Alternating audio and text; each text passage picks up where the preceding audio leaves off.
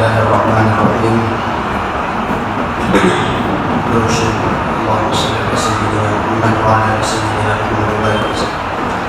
وعن ابن عباس رضي الله تعالى عنهما انه قال رسول الله صلى الله عليه وسلم: من اراد الحج فليعجل.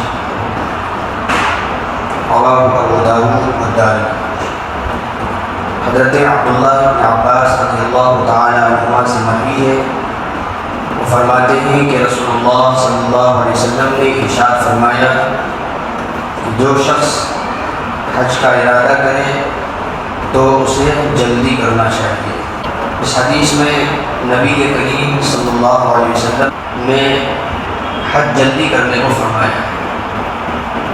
پچھلے ہفتے سے حج کا بیان چل رہا ہے اور آپ کو معلوم ہے کہ حج ارکان اسلام میں چوتھا رکن ہے اور ہر صاحب استطاعت انسان پر حج فرض ہے، یعنی جس کے پاس اتنا روپیہ پیسہ ہو کہ وہ خانہ کعبہ جا کر حج کر لے اور اس دوران اپنے بیوی بچوں کے اخراجات کو بھی برداشت کر سکے، تو اس انسان پر حج فرض ہو جاتا ہے۔ لہذا جس کے پاس حج کرنے کے پیسے ہو جائیں تو انہیں جلدی حج کر لینا چاہیے، کیونکہ زندگی کا کوئی بھروسہ نہیں، انسان کی موت اور زندگی کا کوئی بھروسہ نہیں، کب انسان اس دنیا سے چلا جائے، اور اس دنیا میں بھی اگر زندہ ہے تو کوئی ضروری نہیں کہ اسے موقع ملے، بعد ممکن ہے کہ اس طرح کے احوال بعد میں میسر نہ ہو۔ تو اس لیے جب انسان پر حج فرض ہو جائے، اتنے پیسے آ جائیں کہ وہ حج کر سکیں، تو انہیں جلدی حج کر لینا چاہیے بلا وجہ اور بغیر کسی عذر کے۔ اگر آدمی تاخیر کرتا ہے، بغیر کسی عذر کے ٹال مٹول کرتا ہے اور کئی سال تک اسی طرح تاخیر کرتا چلا جاتا ہے تو پھر گنہگار ہوگا۔ حنفیہ کے نزدیک اسی سال کر لینا چاہیے، بعد میں اگر بغیر کسی عذر کے تاخیر کرتا ہے تو پھر گنہگار ہوگا۔ بلکہ لکھا ہے کہ ایسے آدمی کو فاسق قرار دیا جائے اور شریعت میں اس کی شہادت بھی رد کر دی جائے گی، یعنی شریعت کی نظر میں وہ آدمی ناقابل اعتبار ہو جاتا ہے۔ اور اس کے بعد اگر پیسے ختم ہو جائیں تو ذمے سے بھی حج ختم نہیں ہوتا ہے، بلکہ ذمے میں حج باقی رہتا ہے۔ اس لیے آدمی کو پہلی فرصت میں جب حج فرض ہو جائے تو حج کر لینا چاہیے، خواہ ٹال مٹول اور بلا وجہ تاخیر نہیں کرنی چاہیے۔ لیکن ہمارے معاشرے کا حال عجیب و غریب ہے کہ آدمی کے پاس جب پیسے آتے ہیں اور حج کرنے کے پیسے جب میسر ہو جاتے ہیں، اتنے پیسے ہو جاتے ہیں کہ حج کر سکیں، تو پھر بہت ساری چیزیں پھر ذہن میں آنے لگتی ہیں کہ یہ بھی کر لو، یہ بھی کر لو، وہ بھی کر لو، اس کے بعد پھر حج ہو جائے۔ پیسے آتے ہیں تو آدمی یہ سوچتا ہے کہ پہلے گھر بنا لو، پہلے کاروبار بڑھا لو، پہلے دکانیں بڑھا لو، اس کے بعد پھر حج پر جائے۔ یا اگر بیٹے اور بیٹیاں جوان ہیں تو پہلے چلو ان کی شادی کرا دو۔ تو آدمی یہ سوچتا ہے کہ پہلے اپنا گھر بنا لو، پہلے اپنی دکان بڑھا لو، اپنی تجارت اور کاروبار کو بڑھا لو، ترقی کر لو، اس کے بعد پھر حج پر جائیں گے اطمینان سے۔ اس طرح کا خیال اور اس طرح کا ذہن صحیح نہیں ہے۔ بلا وجہ تاخیر کر رہا ہے اور بلا وجہ تاخیر کرنے سے آدمی گنہگار ہو جاتا ہے۔ ان چیزوں کی وجہ سے تاخیر نہیں کرنی چاہیے۔ بیٹی گھر میں جوان بیٹھی ہے اور اس کے لیے بہت اتنے پیسے ہیں کہ حج کر سکتے ہیں، لیکن آدمی یہ سمجھتا ہے کہ بیٹی جوان ہے، کہیں سے رشتہ آ جائے تو اس کا رشتہ کر دیں گے، انتظار میں رہتا ہے، تو اس کی وجہ اس کو ایک عذر بنا لیتے ہیں اور پھر کئی سال تک تاخیر کرتے چلے جاتے ہیں، یار حج نہیں کرتے۔ حالانکہ اگر حج کی شرطیں اگر پائی گئی، پیسے ویسے ہو گئے، سارے انتظامات ہو گئے، حج کا وقت آ گیا، تو پہلی فرصت میں اسے حج کرنا چاہیے۔ اور انسان کو یہ ذہن میں نہیں رکھنا چاہیے کہ اگر ہم حج میں چلے گئے، سارے پیسے ہم نے حج میں خرچ کر دیے، تو بچی کی شادی کیسے ہوگی، گھر کیسے چلے گا، تو یہ ذہن میں نہیں رکھنا چاہیے۔ اس لیے کہ حج ایسی عبادت ہے کہ حج کی وجہ سے، اس عبادت کی وجہ سے اللہ تعالیٰ رزق میں برکت عطا فرما دیتے ہیں۔ قرآن کریم کے اندر اللہ کا ارشاد ہے لِيَشْهَدُوا مَنَافِعَ لَهُمْ، کہ اللہ نے حج کو اس لیے فرض کیا ہے تاکہ ان منافع کو ہم دیکھ سکیں کہ جو منافع اللہ نے حج کے اندر رکھے ہیں، جو فائدے اللہ نے حج کے اندر رکھے ہیں، ان فائدوں کو ہم حاصل کر سکیں۔ حج کے بے شمار فوائد ہیں۔ فائدہ یہ ہے کہ انسان کے رزق میں برکت ہو جاتی ہے، انسان کے رزق کو بڑھا دیا جاتا ہے۔ تو اس لیے آدمی کو یہ ذہن میں نہیں رکھنا چاہیے۔ اسی طرح یہاں ایک روایت ہے حضرت عبداللہ بن مسعود رضی اللہ تعالیٰ عنہ سے مروی ہے، وہ فرماتے ہیں کہ رسول اللہ صلی اللہ علیہ وسلم نے ارشاد فرمایا تابعوا بین الحج والعمرہ فإنهما ينفيان الفقر والذنوب كما ينفي الكير خبث الحديد والذهب والفضة، کہ نبی کریم صلی اللہ علیہ وسلم نے ارشاد فرمایا کہ حج اور عمرہ دونوں کو ایک ساتھ کرو۔ کیوں؟ اس لیے کہ حج اور عمرے کی وجہ سے فقر دور ہو جاتا ہے، گناہ مٹ جاتے ہیں۔ جس طرح بھٹی لوہے، سونے اور چاندی کے میل کچیل کو دور کر دیتی ہے، ایسے ہی حج اور عمرہ ایک ساتھ کرنے سے انسان کا فقر بھی دور ہو جاتا ہے اور انسان کے گناہ بھی ختم ہو جاتے ہیں۔ فقر سے کیا مراد ہے؟ فقر قلبی یا تو مراد ہے یا پھر ظاہری فقر مراد ہے کہ انسان کی تندرستی دور ہو جاتی ہے۔ تو حج کی ایک قسم ہے حج قران، اسی کا اس میں بیان ہے کہ حج اور عمرہ ایک ساتھ جس حج میں کیے جاتے ہیں اس کو حج قران کہا جاتا ہے۔ میقات سے حج اور عمرے کا احرام باندھ کر حاجی جاتا ہے اور اسی سفر میں حج اور عمرہ دونوں کر لیتے ہیں، اسی کو حج قران کہا جاتا ہے۔ تو شارحین نے لکھا کہ حج قران کا بیان ہے، یا بعض شارحین نے کہا ہے کہ جب تم عمرہ کرو تو حج بھی کر لو، اور جب حج کرنے جاؤ تو عمرہ بھی کر لو۔ بہرکیف کم از کم اتنی بات تو معلوم ہوئی کہ حج کی وجہ سے اور عمرے کی برکت سے اللہ رزق کے اندر برکت عطا فرما دیتے ہیں، تنگی کو دور فرما دیتے ہیں، مفلسی اور فقر کو ختم کر دیتے ہیں اور گناہوں کو مٹا دیتے ہیں۔ بلکہ اس سے بھی زیادہ ہر قدم پر اللہ تعالیٰ گناہوں کو مٹاتے ہیں اور ہر قدم پر اللہ تعالیٰ ثواب اور نیکیاں عطا فرماتے ہیں، نیکیوں کی بارش عطا کر دیتے ہیں۔ ایک لمبی سی حدیث ہے، اس کو سن لیجئے، کتنے اللہ پاک رحمتوں کی بارش فرماتے ہیں۔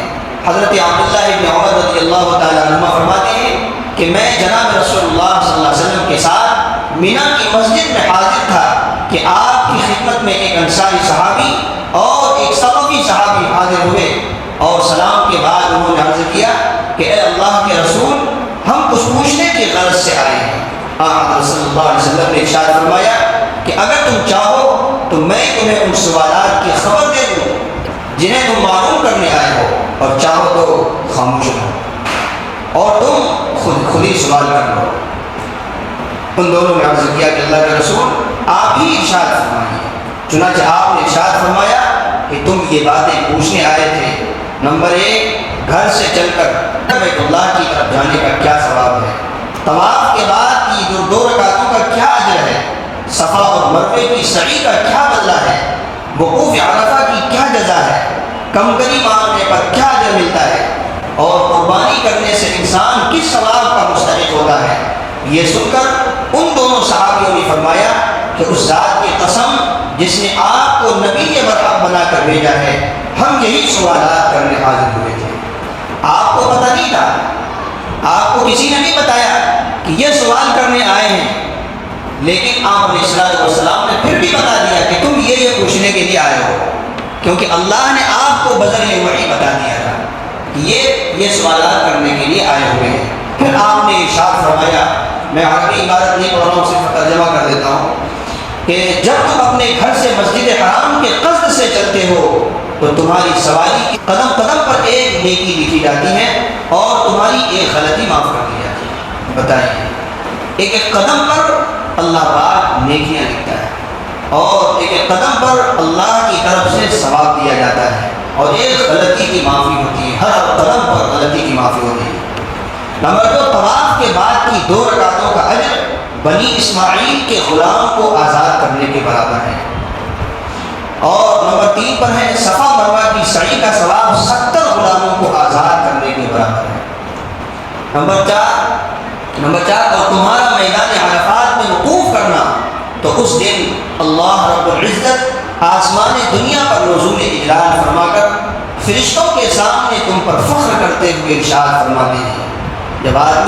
جب حجاج کرام میدان عرفات میں وقوف کرتے ہیں تو اس پر کیا اجر ملتا ہے، ذرا سنیے اس کو، کہ اللہ تعالیٰ آسمان دنیا پر نزول فرماتے ہیں اور فرشتوں کے سامنے فخر کرتے ہوئے ارشاد فرماتے ہیں کہ میرے پراگندہ بالوں والے بندے دنیا کے کونے کونے سے میری جنت کی امید لگا کر میرے پاس آئے ہیں، لہذا ان کے گناہ اگرچہ ریت کے ذرات، بارش کے قطرات اور سمندر کے جھاگ کے برابر بھی ہوں، پھر بھی میں انہیں بخش دوں گا۔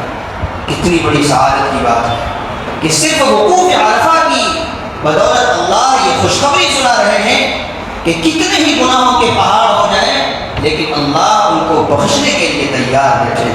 بس اے میرے بندو، جاؤ بخشے بخشائے، واپس جاؤ، تم بھی بخش دیے گئے، اور جس کے لیے تم نے بخشش کی، سفارش کی، ان کی بھی میں مغفرت کر دوں گا۔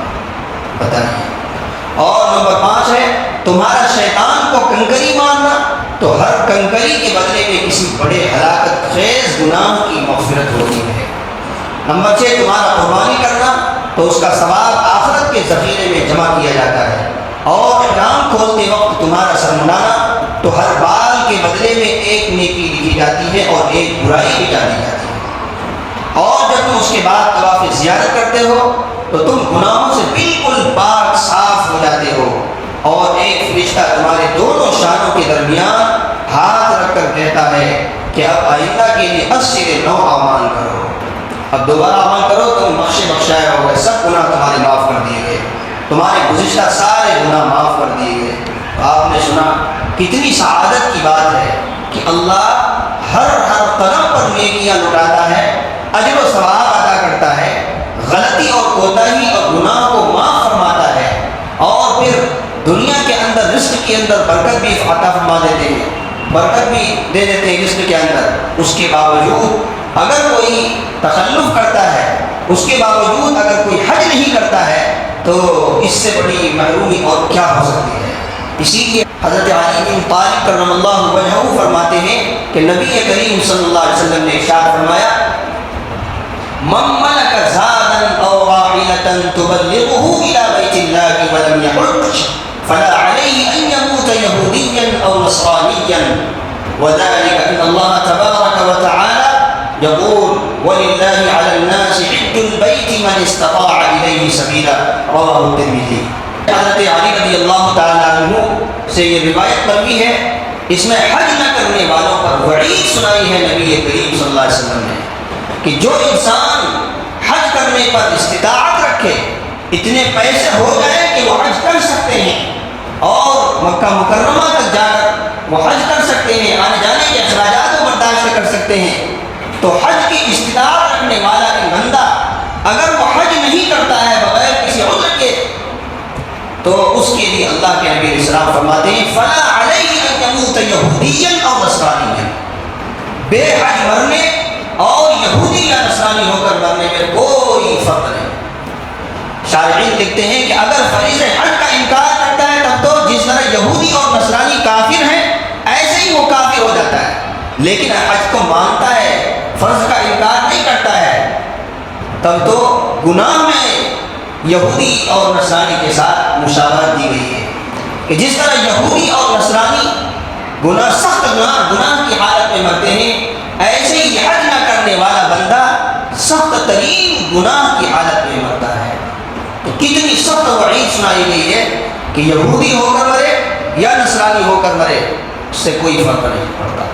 بتائیے کتنی بڑی وعید ہے۔ ایسے ہی حضرت ابو امامہ رضی اللہ تعالیٰ عنہ سے روایت ہے، اس کے اندر بھی یہی وعید سنائی گئی ہے کہ انہوں نے فرمایا کہ رسول اللہ صلی اللہ علیہ وسلم نے ارشاد فرمایا من لم يمنعه من الحج حاجة ظاهرة أو سلطان جائر أو مرض حابس فمات ولم يحج فليمت إن شاء يهوديا وإن شاء نصرانيا۔ کہ نبی کریم صلی اللہ علیہ وسلم نے ارشاد فرمایا کہ جس شخص کو حج سے نہ روکے کوئی ظاہری ضرورت، یعنی جو سفر خرچ اخراجات وغیرہ ہیں یہ سب موجود ہوں، اور سلطان جائر یا کوئی ظالم بادشاہ نہ روکے، یا کوئی سخت بیماری اس کو نہ روکے، اور وہ مر جائے اس حال میں کہ وہ حج نہ کرے، تو اسے چاہیے کہ وہ یا تو یہودی ہو کر مرے یا پھر نصرانی ہو کر مرے۔ آدمی کے پاس ساری چیزیں مہیا ہو گئی، جانے کے اخراجات بھی ہیں، جانے کے انتظامات بھی ہیں، اور راستے میں کوئی ظالم حکمراں بادشاہ کی بھی کوئی خوف اور اندیشہ نہیں ہے، کوئی ڈر نہیں ہے، کوئی خطرناک بیماری بھی نہیں ہے، اس کے باوجود آدمی حج نہیں کرتا ہے، تو اس کے لیے یہ وعید سنائی گئی کہ وہ یا تو یہودی ہو کر مرے یا نصرانی ہو کر مرے۔ کتنی خطرناک وعید ہے۔ اللہ تعالیٰ جس کو بھی روپیہ پیسہ میسر کرتے اسے جلدی حج کر لینا چاہیے، اور ہر ایک کو وہاں جانے کی وجہ سے تمنا رکھنی چاہیے۔ اللہ تعالیٰ ہم سب کو اپنے دربار تک ضرور پہنچائے۔ ایک اور حدیث حضرت عبداللہ ابن عباس کی بہت خطرناک اس کے اندر وعید ہے، دیکھیے لا صبورۃ فی الاسلام، اس یہ کہا مختصر سی حدیث ہے۔ نبی کریم صلی اللہ علیہ وسلم نے ارشاد فرمایا کہ کوئی صبورت نہیں ہے اسلام کے اندر۔ صبورت کہا جاتا ہے اس شخص کو جس نے حج نہ کیا ہو، تو مطلب اس کا یہ ہے کہ جس نے استطاعت کے باوجود حج نہیں کیا اس کا اسلام میں کوئی حصہ نہیں، مسلمان نہیں۔ بتائیے کتنی خطرناک بات ہے۔ بعض حضرات شارحین نے فرمایا ضرورت کا مطلب ہے نکاح کو چھوڑ دینا، حج کو چھوڑ دینا۔ اس کا مطلب یہ ہوگا کہ اسلام کے اندر نکاح کو چھوڑنا اور حج کو چھوڑنا صحیح نہیں ہے۔ نہ تو نکاح کو چھوڑنا چاہیے اور نہ ہی حج کو چھوڑنا چاہیے، یہ رہبانیت کے اندر داخل ہے، اور اسلام کے اندر کوئی رہبانیت نہیں کہ سب ہر چیز سے بالکل الگ تھلگ ہو کر جنگل میں جا کر کے رہو، سب سے الگ طرح نہیں۔ نکاح بھی کرنا ہے اور حج کو بھی نہیں چھوڑنا، حج ضرور کرنا ہے۔ اللہ تعالی ہم سب کو عمل کی توفیق عطا فرمائے۔